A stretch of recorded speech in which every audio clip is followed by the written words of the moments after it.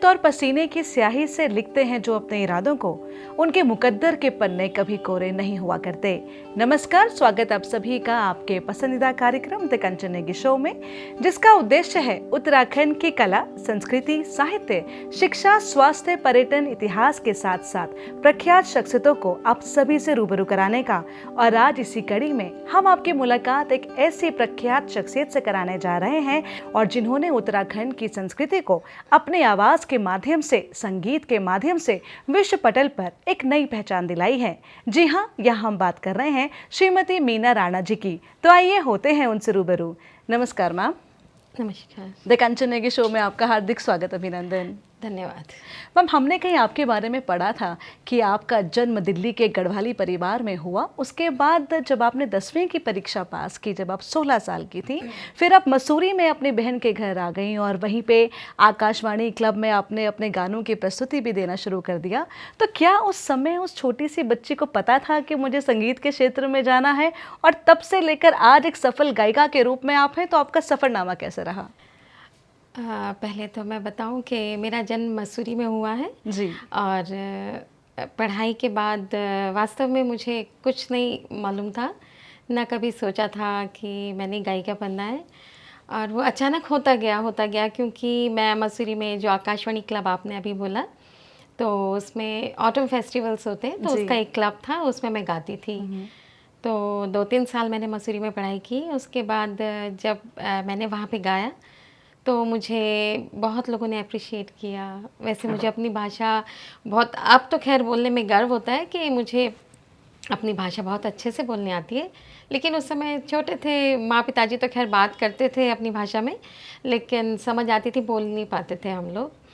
तो मैं हिंदी ही गाने गाती थी और मंच पे फर्स्ट टाइम भी मैंने हिंदी ही गाना गाया। तो कुछ लोगों ने सुना, जैसे प्रेस वाले आए हुए थे, तो उन लोग अगली रिपोर्ट जो नेक्स्ट डे था, पूरे अखबार में मेरा ही नाम था। तो एक छोटी सी बच्ची ने, 15 साल की बच्ची ने इतना अच्छा गाना गाया, तो उसको पढ़कर फिर हमारे उत्तराखंड के बहुत लोग, कई जो फिल्मों में काम करते थे, तो ऑफ़र लेके आए थे कि आपको हमारी एक मूवी बन रही है गढ़वाली, तो उसमें गाना है। जी। तो बस ऐसे ही शुरुआत हुई। जी।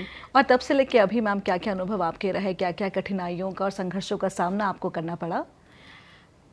संघर्ष तो मैं कहूँगी कि मुझे सब कुछ बहुत आसानी से मिलता गया और मुझे अपने दर्शकों का इतना प्यार मिला शुरू से ही। जी। और सब मेरे जितना आसपास का एनवायरनमेंट जो था, चाहे वो हमारे परिवार वाले थे या फिर संगीत के जितने भी हमसे मिलने आते थे संगीत के क्षेत्र में, आदरणीय स्वर्गीय श्री चंद्र सिंह राही जी, अब तो खैर वो नहीं है, लेकिन जब वो, उनके घर से भी हमारी शुरुआत है, तो उनके घर से हम लोग काफ़ी जाते थे, मेरी सिस्टर और मैं। तो वहीं से हम लोग गाने की शुरुआत भी की। पहले एक गाना हो चुका था मेरा रिकॉर्ड, जो नौनी पिछाड़ी नौनी वाला मैं कह रही हूँ। उसके बाद राही जी से भी मुलाकात हुई, तो उनके घर में आना जाना हुआ, वहाँ से भी सीखा, काफ़ी रिकॉर्डिंग्स की, सबका बहुत प्यार मिला, बहुत ही प्यार मिला। और संघर्ष मतलब मैं ऐसे नहीं कहूँगी कि मुझे बहुत झेलना पड़ा, मुझे सब कुछ बहुत आसानी से मिलता गया और सबका प्यार भी बहुत आसानी से मिला। जी। तो हमें लगता है कि आप इसी फील्ड के लिए बनी हुई थी, तो it was all predestined. जी। पूछना चाहेंगे मीना जी कि प्रारंभिक तौर पे तो आपने कोई ऐसा प्रोफेशनल ट्रेनिंग नहीं लिया, लेकिन फिर भी आप रियाज करती गई और आपने अपने आप को बहुत अच्छे से तराशा, तो आपको इसकी प्रेरणा कहाँ से मिलती है? मैं सच कहूँ तो मैं लता मंगेशकर जी की बहुत बड़ी, खैर पूरी दुनिया उनकी फ़ैन है, लेकिन मैं उनको ही सुनती थी बचपन से और इंस्पिरेशन भी मैंने उनको ही माना। उनको सुनती थी और बचपन से उनको सुना और अपना मतलब गुरु मैंने उनको माना था, तो मैं उनको ही सुनती थी। और संगीत की शिक्षा, जैसे स्कूल में संगीत तो था लेकिन प्रॉपर जैसे सीखते हैं वो मैंने इस क्षेत्र में आने के बाद सीखा। सीखने के बाद फिर मैं मतलब इस फील्ड में आई गई थी। मीना जी, पूछना चाहेंगे कि संगीत इंडस्ट्री में कदम रख इतना अच्छा मुकाम हासिल करने का श्रेय आप खुद के अलावा किसको देना चाहेंगे? देखिए, इसका श्रेय तो सबसे पहले जब हम लोग अनमैरिड होते हैं तो हमारे परिवार का जी। बहुत सारा सपोर्ट होता है। तो मेरे माँ पिताजी, मेरे दीदी भाई लोग बहुत ही सपोर्टिव, इवन वो मतलब बहुत संगीत से प्यार करते हैं और उनका बहुत सपोर्ट रहा मुझे इस क्षेत्र में आगे बढ़ाने में। तो बहुत वो लोग बहुत परेशान रहते थे कि ये बच्चे, मतलब मेरी सिस्टर और मैं, जी। हम दोनों गाने के लिए जाते थे तो फ़ोन भी नहीं हुआ करते थे सबके घरों में उस समय। तो परेशान रहते थे कि कब आएंगे कब आएंगे, पर इतना विश्वास रहता था बहुत अच्छे लोगों के साथ हैं तो अच्छे ही होंगे, ठीक होंगे। और बहुत ज़्यादा सपोर्ट मुझे अपने माँ पिताजी का मिला। फिर उस शादी के बाद मुझे ऐसा फैमिली मिला कि वहाँ भी सब संगीत से प्यार करने वाले क्या मिले। बात है जी। तो मेरे घर में हम दोनों सिस्टर्स एक ही घर में हैं। तो मेरी बड़ी बहन, मेरी जिया जी और मेरी सास ससुर, मेरी ननद, सब, मेरे हस्बैंड इवन, तो वो भी संगीत से जुड़े हुए थे और उनको संगीत से इतना प्यार, और मुझे कमी नहीं महसूस हुई शादी के बाद कि मैं किसी और घर में आ गई हूँ। क्या तो बात है। सबका बहुत सपोर्ट मिला और आज मैं इसीलिए शायद यहाँ तक अभी तक गा रही हूँ, क्योंकि मुझे अपने परिवार का, दोनों परिवारों का जी। और सभी रिश्तेदारों का बहुत सपोर्ट मिला। सच में हम तो मानते हैं कि बहुत लकी हैं मीना जी जी जी। कि आपको सब कुछ ऐसे ही मिलता चला गया और अच्छे लोगों का साथ आपको मिला। मीना जी, आपके गीतों के माध्यम से हमने देखा है कि आप कई सामाजिक मुद्दों को भी आप उजागर करती हैं, जैसे कि दहेज प्रथा की बात करें तो मैं चाहूँगी वो भी अगर आप कुछ चंद लाइनें हमारे दर्शकों के लिए सुनाना चाहें। बल्कि सबसे पहले मैंने दहेज प्रथा का ही गाना, उसी से शुरुआत की थी अपने उत्तराखंडी फील्ड की। जी। तो ये उत्तराखंडी एक फिल्म थी और इसमें मैंने यही गाना गाया था दहेज प्रथा के ऊपर, जो कि मुझे उस समय, अगर मेरी इच्छा कोई पूछे तो मैं कहूँगी मुझसे दोबारा एक बार ही गवा दो क्योंकि उस समय बहुत छोटी थी, 15-16 साल की, और फील का पता नहीं होता था कि क्या क्या फील होता है। तो वो मुझे कह रहे बेटा फील दो, फील। मैं कह रही वो होता क्या है बिल्कुल। तो मेरी दिली इच्छा है कि अगर कभी हो सके तो मैं इस गाने को दोबारा गाना चाहूँगी। बिल्कुल, बिल्कुल। तो मैं कुछ सुना देती हूँ आपको लाइनें। दहेज प्रथा के ऊपर था ये गीत। निबीवाणु सेर मा बाबा, निबीवाणु सेर मा बाबा, लोग बुरा होंदा दहेज का बाना बाबा, दहेज का बाना बाबा, बारू मारी देंदा, निबीवाणु सेर मा बाबा। क्या बात है मीना जी, बहुत ही अच्छा संदेश आपके गीत के माध्यम से सभी दर्शकों को मिल रहा है। आपने तो अपने संगीत के माध्यम से विश्व पटल पर उत्तराखंड को नई पहचान दिलाई है।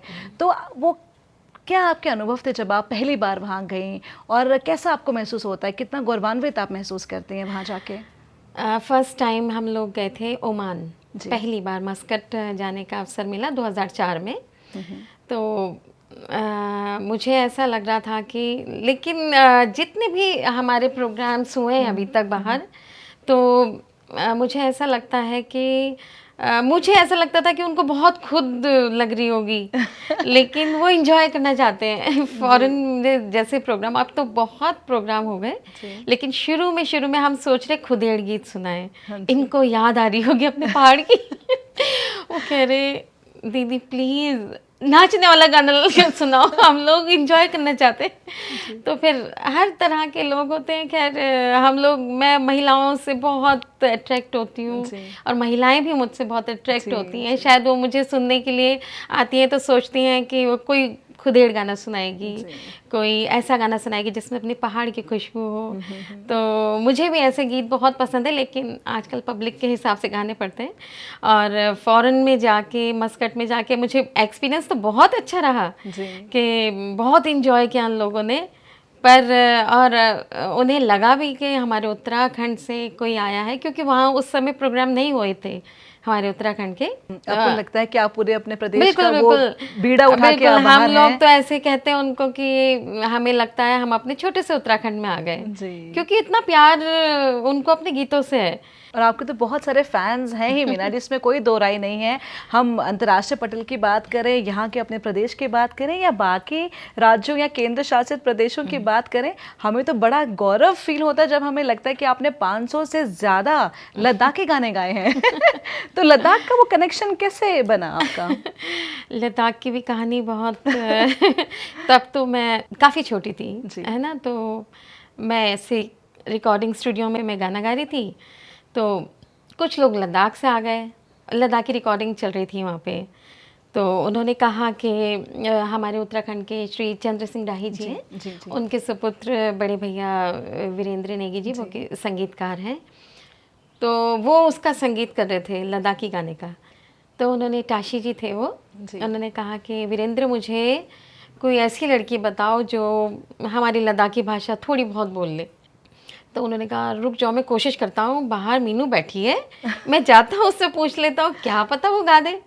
तो भैया मेरे पास आए, मीना इधर आना, तो ये तुम लद्दाखी गाना गाओगे? मैंने लद्दाखी, वो क्या होता है? कभी सुना ही नहीं था लद्दाखी। उन्होंने कहा बेटा ऐसा है कि तुम पहले वो, फिर वो लद्दाख से जो आए थे टाशी जी, उन्होंने कहा आप सबसे पहले तो जुले। मैंने कहा जुले मतलब? जुले मीन्स होता है नमस्ते। हाँ, तो उन्होंने कहा जुले। मुझे अच्छा लगा, मैंने कहा अच्छा जुले। तो फिर उन्होंने कहा कि एक शब्द बुलवाया मुझसे उस गाने में, कि आप कोशिश कीजिए इसको बोलने की। तो 2-4 बार तो प्रैक्टिस की, तो बोल दिया मैंने। अब मुझे नहीं पता मैंने कैसा बोला, लेकिन उनको बहुत अच्छा लगा। क्योंकि मेरे लिए तो बहुत नया था, वो बिल्कुल नया था। तो जब लद्दाख में वो गाना रिलीज़ हुआ तो सब लोगों को बहुत पसंद आया। क्या बात है। तो हम तो चाहेंगे कि अब हमारे दर्शकों के लिए भी कुछ लद्दाखी गीत अगर आप गा पाए तो मज़ा आ जाएगा मीना जी। हाँ जी। Zamlindo chucks be chicks tene thune be ngiskil soldu medina tugulaya pesmit pumula wang chayot ahangi pamis ki ulazik so ngichis pila dakhlazik। क्या बात है, क्या बात है मीना जी। इसमें हमारा लद्दाख बहुत खूबसूरत है, इसकी तारीफ की गई है इस गाने में। जी। नहीं, वास्तव में मतलब गाना भी इतना खूबसूरत, आप भी इतनी खूबसूरत है। हम तो ये जानना चाहते हैं कि आपकी खूबसूरती का राज क्या है कि चेहरे में हमेशा ग्लो रहता है और इतना कॉन्फिडेंस और इतने सौम्यता के साथ आप गाते चली जाती हैं। नहीं, आपसे ज़्यादा नहीं। लेकिन ऐसा है कि सच में जिस प्रोफेशन में हमें अच्छा लगे, मज़ा आए काम करने में। काफ़ी लोग मुझसे पूछते हैं दीदी आपकी एज क्या है, जो भी आप लगते नहीं हो इतने बड़े। तो पर मैं कहती हूँ कि उम्र से कुछ नहीं होता, और मुझे इस प्रोफेशन में बहुत मज़ा आता है। मैं इस प्रोफेशन को बहुत एंजॉय करके मतलब एंजॉय करती हूँ इस प्रोफेशन में। मेरे हस्बैंड भी इसी लाइन में है, मैं भी इस लाइन में हूँ, दोनों का प्रोफेशन भी सेम है, और घर में एक माहौल भी म्यूज़िक के लिए रहता है। तो और कलाकारों का मुझे इतना प्यार मिलता है, दर्शकों का मुझे इतना प्यार मिलता है, तो मुझे सच में कभी एहसास ही नहीं हुआ कि उम्र बढ़ रही है। और मतलब मुझे बहुत अच्छा लगता है, अपने प्रोफेशन को मैं बहुत एंजॉय करती हूँ। और मीना जी कहते हैं ना कि मेहनत जो है वो सीढ़ी की तरह होती है और भाग्य लिफ्ट की तरह है। वो कभी भी बंद तो हो सकता है लेकिन सीढ़ी हमेशा ऊपर की तरफ जाती है। तो आप कितना विश्वास रखती हैं अपनी मेहनत पर? बिल्कुल, आप सही बोल रहे हैं, बिल्कुल। और मेहनत, अगर जो भी इंसान मेहनत करेगा, चींटी जैसे चढ़ती है फिर गिर जाती है, पर चढ़ती है, वो कोशिश नहीं छोड़ती है, कोशिश करती रहती है। तो ऐसे ही मतलब सबको मेहनत ज़रूर करनी चाहिए, किस्मत पे भरोसा नहीं करना चाहिए। मेरे हस्बैंड भी कहते हैं किस्मत पे भरोसा कभी ना करो, मेहनत करो। कभी किस्मत तो किस्मत है, डेस्टिनी कहाँ ले जाए हमें और क्या हो कल, ये हमें नहीं पता। लेकिन जो हम मेहनत कर रहे हैं वो तो हमें पता है ना हम क्या कर रहे हैं मेहनत। और भगवान कभी ना कभी उसका फल देते हैं, फल देता ही है। बिल्कुल। मीना जी, इतने सारे जो युवा हैं वो भी आपको बहुत पसंद करते हैं। आपके जो गायन की शैली है या शब्दों का चयन है या आपके गीतों में सारा सार जो एक स्टोरी बन जाती है, तो क्या आप क्या लिखती भी हैं खुद से गाने, तो आप मतलब ये सब आप कहाँ से सीख पाती हैं? कहीं सीखा आपने प्रोफेशनली गानों को नहीं लिखना, नहीं, कंपोज करना? जी, कंपोज तो लिखना मतलब ये सारा एक्सपीरियंस है बिल्कुल, शायद। बिल्कुल। मेरे हस्बैंड ने मुझे इंसिस्ट किया एक दिन, बहुत साल पहले, जी, कि तुम इतना गाना गाते हो तो तुम लिख नहीं सकते? तो मैंने कहा मैंने कभी लिखा नहीं। जी, कह रहे क्यों नहीं लिखते हो, लिखो एक गाना। उन्होंने बहुत सुंदर धुन बनाई और उन्होंने कहा इस धुन पे बनाओ गाना। तो फिर मैंने वो गीत था हम उत्तराखंडी छा। क्या बात है, क्या बात है। और आज भी मतलब उस गीत को 14 साल हो गए हैं जी, रिलीज़ हुए, जी। लेकिन शायद काफ़ी लोगों को वो बहुत पसंद आता है। कुछ चंद लाइनें यदि आप सुना पाएँ हम उत्तराखंडी छा उस वाले गाने की, तो जी, जी, मज़ा आ जी, वो जाएगा। मेरा भी जी। बहुत पसंदीदा गीत है। जी, जख देवतों का थान, माँ बेड़ों को सम्मान, मीठी बोली यार बाणी जा, ई पवित्र भूमि माँ जलमली हमन, बड़ो गर्व बड़ो अभिमान चा, हम उत्तराखंडी छा, हम उत्तराखंडी छा, उत्तराखंडी छा, हम उत्तराखंडी छा, हम उत्तराखंडी छा। क्या बात है, क्या बात है। बहुत ही खूब मीना जी। अच्छा मीना जी, जो हमारे आजकल के जो सिंगर्स हैं, जो युवा हैं, जैसे कि हम सभी जानते हैं बहुत पसंद करते हैं हमारे उत्तराखंड के गीत को, लेकिन उनको फिर आप क्या अच्छे से टिप्स देना चाहेंगे कि वो और ज़्यादा अपनी संस्कृति को निखार पाएँ अपने गीतों के माध्यम से? सबसे पहले तो मैं कहूँगी अपनी बोली भाषा ना छोड़ें, अपने संस्कृति से प्यार करेंगे तो अपने आप अपना उत्तराखंड प्यारा लगेगा, अपनी बोली भाषा अच्छी लगेगी, अपने गीत अच्छे लगेंगे, अपना खान पान अच्छा लगेगा। तो अपने हम लोग तो एक कलाकार हैं, तो अपने गीतों के माध्यम से ही मैं बताऊंगी कि आप लोग जितने भी युवा वर्ग है, खैर मुझे आज तक बहुत ही अच्छे कमेंट्स आते हैं अपने, चाहे यूट्यूब चैनल के माध्यम से हों, तो मुझे बहुत प्यार मिलता है सभी दर्शकों का, इतने अच्छे कमेंट्स आते हैं। तो मुझे कोई शिकायत तो है नहीं उनसे, लेकिन इसका मतलब वो सुनते ही होंगे, तो लेकिन और अच्छा सुने और आप लोग अपनी भाषा, बोली भाषा को यूं ही बढ़ाते रहें। बिल्कुल। और मीना जी, आपके आने वाले समय में कुछ ऐसे प्रोजेक्ट्स हैं जो आप साझा करना चाहते हैं हमारे साथ? हाँ, अभी नए नए कुछ गीत बन रहे हैं जी। और हाल ही में हम लोगों ने 3-4 गाने निकाले और बहुत ही पब्लिक ने, हमारे दर्शकों ने बहुत प्यार दिया, बहुत जी, पसंद किए। जी। तो उसी तरह का गीत मैं अभी दोबारा थोड़ा फोक गाने की इस बार सोच रही हूँ और फोक गाना लाऊंगी अपने दर्शकों के लिए। मैम, यूँ तो आपने बहुत सारे और अन्य अन्य भाषाओं में, विभिन्न भाषाओं में अपनी आवाज़ दी है और जौनसारी गीत भी आप बहुत अच्छा गाते हैं, तो आपका पसंदीदा जौनसारी गीत कौन सा है? वैसे तो जौनसारी भी मैंने काफ़ी गीत गाए हैं, लेकिन एक मुझे बहुत पसंद है ये गीत, जाओ मीना का पानी आग लाड़ा की माछी, जाओ मीना का पानी आग लाड़ा की माछी, सूरिया भरे जा आग लाड़ा की माछी। बहुत खूब मैम, बहुत खूब, बहुत खूब। आपकी आवाज़ में बहुत एक शक्ति है, मैं कहूँगी कि एक जो दैवीय शक्ति होती है, जब आप अपने इस प्रोफेशन को इतना प्यार करते हैं तो वो साफ साफ झलकता भी है मैम। तो मैं पूछना चाहूँगी आपसे कि क्या आने वाले समय में, क्योंकि आपकी 2 बेटियां हैं और वो भी बहुत खूबसूरत गाती हैं और खूबसूरत हैं भी, तो क्या हमें ऐसा कुछ देखने को मिलेगा जिसमें आपके पूरा जो परिवार है, जो म्यूज़िक इंडस्ट्री को ही बिलोंग करता है, कुछ स्पेशल, कुछ उनकी आपकी कुछ प्रस्तुति?